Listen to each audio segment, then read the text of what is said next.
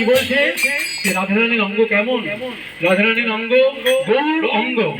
শ্রীমান চৈতন্য মহাপ্রভুর দেহ যেমন সুন্দর রঙে রাঙিত ছিল, সেরকম হলো রাধারানীর অঙ্গ। হেমাঙ্গী মানে হেম, অর্থাৎ সোনার মতো রং তার দেহের। তাই জন্য মহাজন কি বলছেন, গৌরাঙ্গী কি জয় হে